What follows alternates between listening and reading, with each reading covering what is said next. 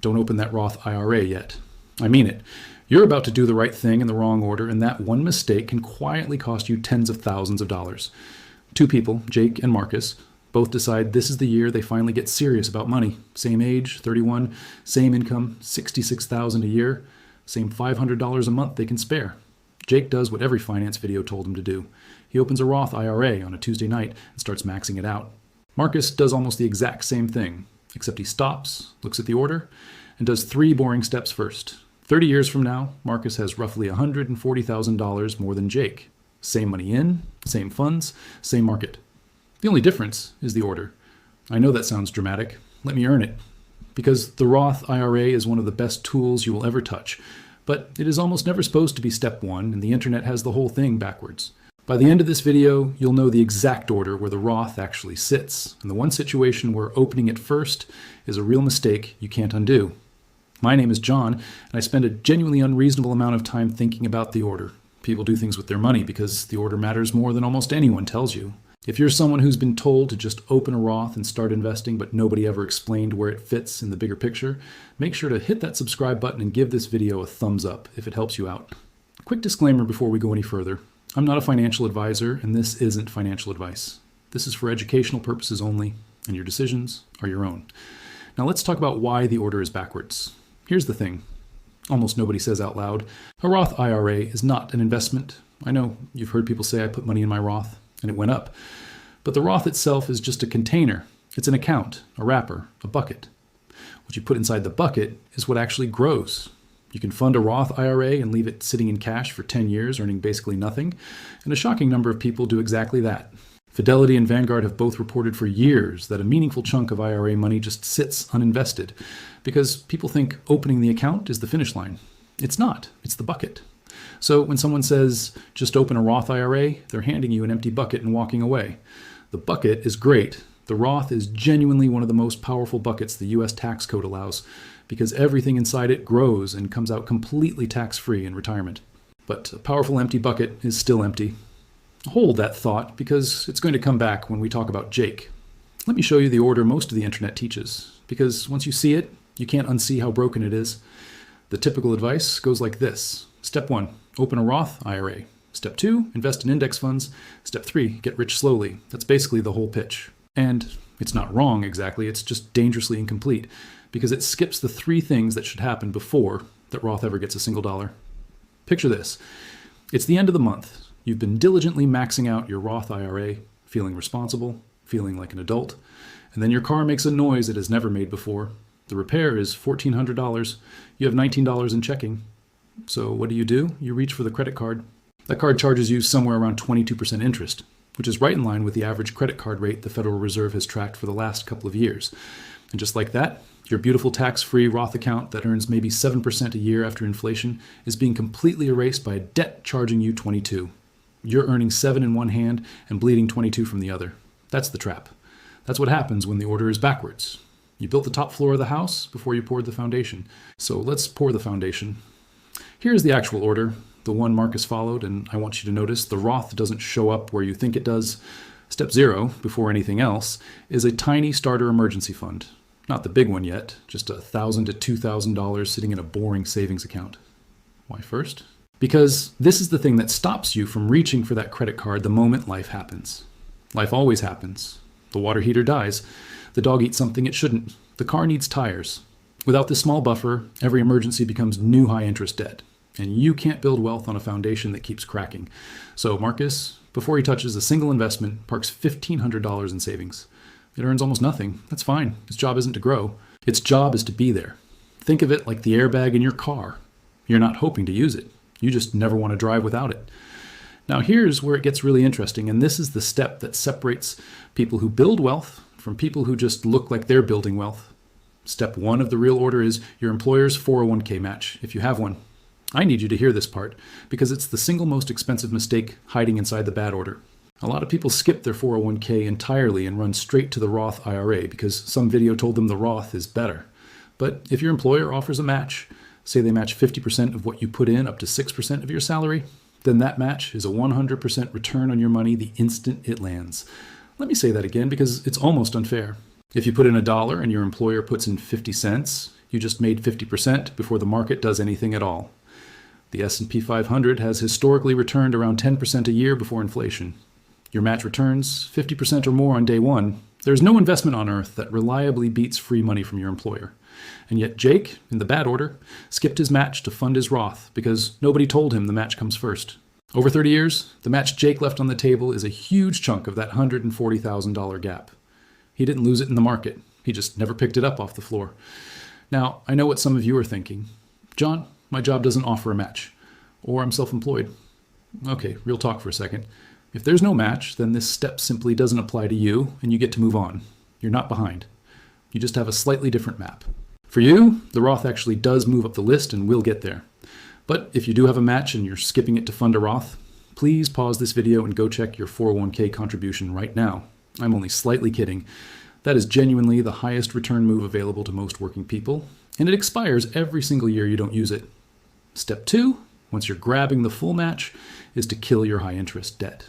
And by high interest, I mean anything above roughly 7 or 8%, which absolutely includes credit cards, most personal loans, and a lot of car loans these days. Here's the data sandwich on why this matters so much. Setup. People treat debt payoff and investing as two separate worlds, one boring and one exciting. The number. But paying off a credit card, charging you 22%, is mathematically identical to earning a guaranteed 22% return on an investment, completely risk-free and tax-free. Translation. There is no fund, no stock, no Roth IRA on the planet that can promise you a guaranteed 22%. So clearing that debt is literally the best investment in the room. And it's not close. This is why Marcus, before he maxes anything, throws every extra dollar at his one credit card balance until it's gone. It feels less exciting than buying index funds. It is also more profitable. Boring and right beats exciting and wrong every single time. Now let's talk about step 3. And this is finally where your Roth IRA enters the picture, and now you'll understand why it earns its spot. Once you've got your starter fund, you're grabbing the match, and your high-interest debt is dead, now you fund the Roth IRA, and now it's genuinely magnificent. For 2025, you can put in up to $7,000 a year if you're under 50, $8,000 if you're 50 or older. Every dollar inside grows tax-free, and you never pay a cent of tax on the gains when you pull it out in retirement. Think about what that means over decades. If you contribute $7,000 a year and it grows, the difference between a regular taxable account and a Roth can be the difference between handing the government a 6-figure tax bill and handing them nothing. Same contributions, same funds, wildly different outcome, just because of the wrapper. This is why the Roth is so beloved. It's not hype, it's just that it belongs at step 3, not step 1. You've built the foundation, you've grabbed the free money, you've stopped the bleeding, and now you pour real money into the most tax-advantaged bucket available. That's the order, working for you instead of against you. Now here's a question worth pausing on. Why a Roth specifically, and not just more of your 401k?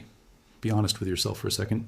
Do you think tax rates in this country are more likely to be higher or lower 30 years from now? Most people, when they actually sit with that, land on higher. With a traditional 401k, you skip taxes today, but you pay them later at whatever the rates are in retirement. With a Roth, you pay the tax now at today's known rate, and then never again. So if you believe taxes are going up, or even just staying the same, paying now and locking in tax-free growth forever is an incredibly powerful move. There's also a sneaky benefit nobody talks about. Your Roth contributions, the money you put in, not the gains, can actually be withdrawn at any time with no penalty and no tax, because you already paid tax on them. That makes the Roth a quiet backup emergency fund on top of everything else. I'm not telling you to rate it. I'm telling you the flexibility is there, and that flexibility is part of why it's so good once it's in the right place in your order. Let me bring Jake and Marcus back, because I promised you a $140,000 gap, and I want to actually earn it instead of just throwing a number at you. Same age, same income, same $500 a month. Jake, bad order. He opens his Roth first, skips his employer match entirely, and carries a $4,000 credit card balance at 22% the whole time because he figures he'll deal with it eventually. Marcus, good order. Starter fund first, then full match. Then he annihilates that same $4,000 balance in about 10 months, and only then starts funneling everything into his Roth and 401k. In the first year, here's the wild part, Jake actually looks like he's winning. His Roth balance is bigger because he started investing immediately. If you took a snapshot at month 12, you'd swear Jake made the smarter call, but that's the scoreboard lying to you. Underneath, Jake is paying nearly $900 a year in credit card interest and missing maybe $2,000 a year in employer match. Marcus spent his first year less glamorously, but he plugged both of those leaks permanently. By year 3, the lines cross. By year 10, it's not close. By year 30, with the match compounding, the debt never draining him, and everything growing tax-free in the right order, Marcus is sitting on roughly $140,000 more. Same money in. The only variable was the sequence. Now let me be fair, because if I only showed you the version where the strict order always wins, I'd be doing exactly what the people who oversimplify this do. Here's the strongest argument against everything I just said. Time in the market. There's a real case that just getting invested early, even imperfectly, beats waiting until your financial house is perfectly in order, because compounding rewards the years you're in, not the cleverness of your sequence, and that argument has teeth. If clearing your debt is going to take you 8 years, I'm not going to tell you to wait 8 years before you invest a single dollar. That's where the order bends. For most people with a normal credit card balance, you knock it out in a year or two, and the sequence wins clearly. But if you're staring at a mountain of debt that'll take most of a decade, then a blended approach, invest a little while you pay it down, is the honest answer. I want to be careful here, because real life isn't a spreadsheet. The order is a default, not a religion. And here's the part nobody warns you about. The one situation where opening that Roth first is an actual mistake you can't easily undo. It's the income limit. The Roth IRA has a rule a lot of people don't find out about until tax time. If you earn above a certain amount, and for 2025, the phase-out for a single filer starts at $150,000 of modified adjusted gross income and closes at $165,000. You're either limited or completely barred from contributing directly. Picture this. Someone gets a great raise, or a big bonus, or a side business takes off, and they keep dutifully funding their Roth like always, not realizing they crossed the line. Now they've made what the IRS calls an excess contribution, and it gets hit with a 6% penalty every single year it sits there until they fix it. So if your income is high or climbing fast, opening and funding a Roth on autopilot without checking that limit is the one place where rushing in can genuinely bite you.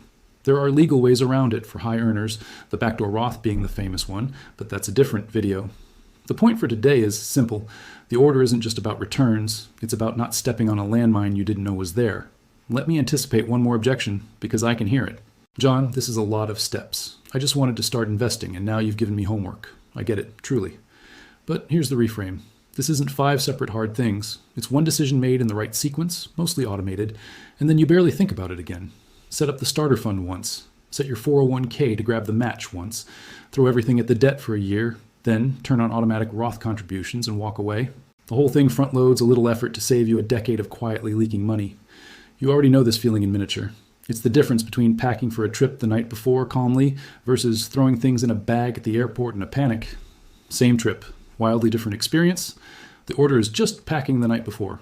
So let me give you the whole thing in one breath, the order to actually follow.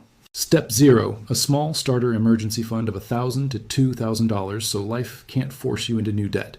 Step 1, contribute enough to your 401k to capture the full employer match, because that's an instant 50 to 100% return you will never beat anywhere else.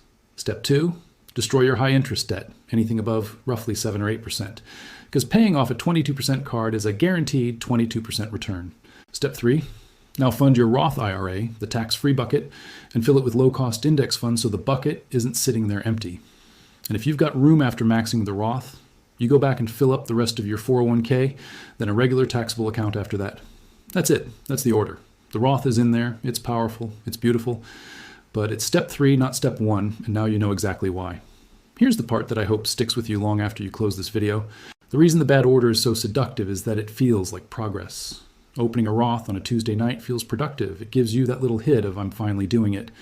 And there's nothing wrong with that feeling except that it can let you skip right past the unglamorous steps that actually move the needle.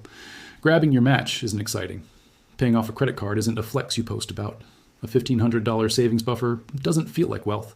But those 3 quiet moves are what made Marcus $140,000 richer than Jake. The exciting step, the Roth, only became powerful because the boring steps came first. Wealth is mostly boring steps done in the right order, repeated until they compound into something that looks, from the outside, like luck. So here's what I want you to actually do, and I want you to do it before you go to bed tonight, not someday. Pick the one step you're currently skipping. Maybe you don't have a starter fund. Maybe you've been ignoring your 401k match for a year. Maybe you've got a card balance you've been pretending isn't there. Just identify the one place your order is backwards and take a single action on it tonight. Check the match percentage. Move $200 into savings. Look up your card's interest rate. One action. That's how the right order starts, not with a perfect plan, but with one honest step in the correct sequence. 5 years from now, you'll either be the person who fixed the order or the person who's still wondering why the Roth never felt like enough. And if this helped you finally understand where the Roth actually fits, do me a favor and drop a comment telling me which step you've been skipping. Because I promise you're not the only one, and it helps more people than you'd think to know they're in good company. Quick reminder, I'm not a financial advisor. This was for educational purposes only, and your decisions are your own. Thanks for watching, and I'll see you in the next one.